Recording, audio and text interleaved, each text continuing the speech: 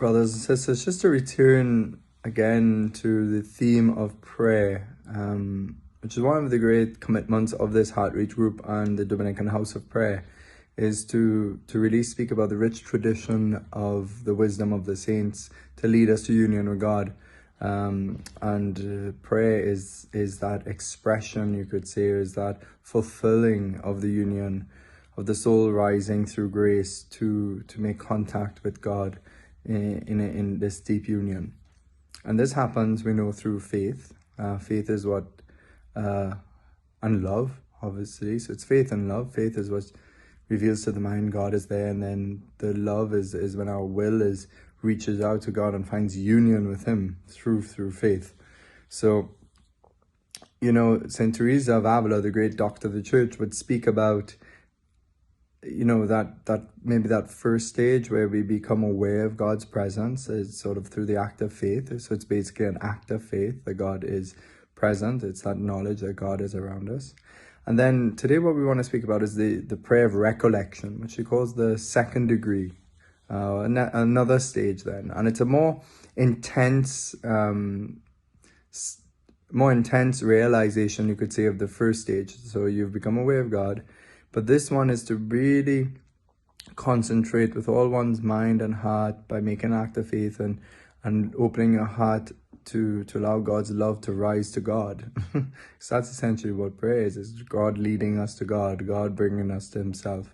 And it's just really giving Him the space and time to do that.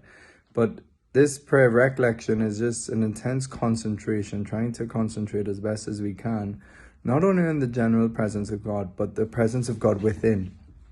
This is a great mystery in the Christian tradition about the divine indwelling, that the Trinity lives in our soul, truly, truly present. And I suppose that's one of the fruits, I think, of Eucharistic adoration, where we adore something that we see, but we believe is faith, the Eucharist. We believe that it's the Lord, but we see it with our eyes, you know, it's tangible. And then eventually, after we learn how to develop that habit of adoration, that habit of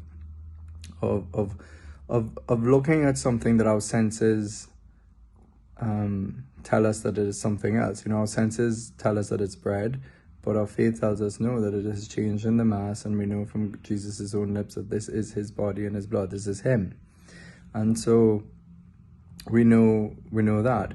But when it comes to the divine indwelling, it's not something we can see. So in one sense, it might call for even a greater act of faith. In one sense, to really find His communion with this presence of God in your heart, and to do that is this what Teresa of Avila would call the stage of recollection, which is just to focus your mind and heart by making a deep act of faith and love in the fact that you are a city, you are an inhabited city where God dwells. You're inhabited, and this is the height of the Christian tradition. This is what the Lord poured forth from the cross, His Spirit to come and live in us. No longer is it just a temple in Jerusalem or in a physical church, but we too are temples. And this is really what the church is, this building up of the temple.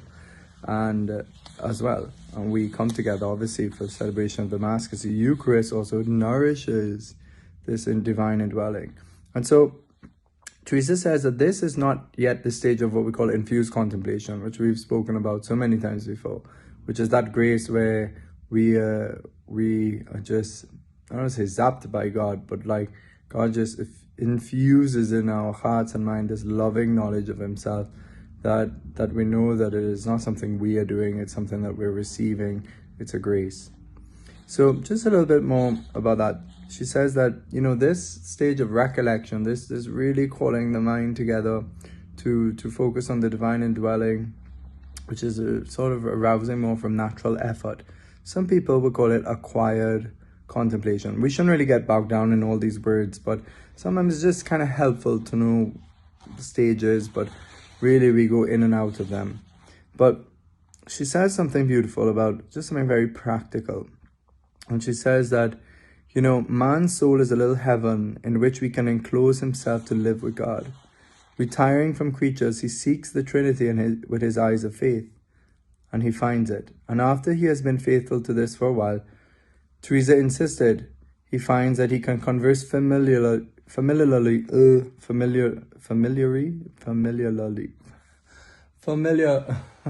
in a familiar way with God, that he can look at him and speak to him, not necessarily in words, though these will often come, but man's wordless love is enough, and God will answer with his lights. So these are the writings of Father Gabriel of St. Mary Magdalene, a Carmelite.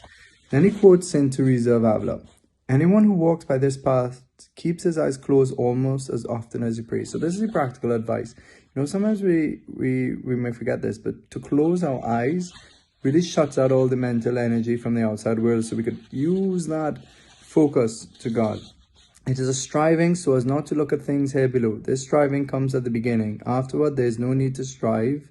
A greater effort is needed to open the eyes while praying.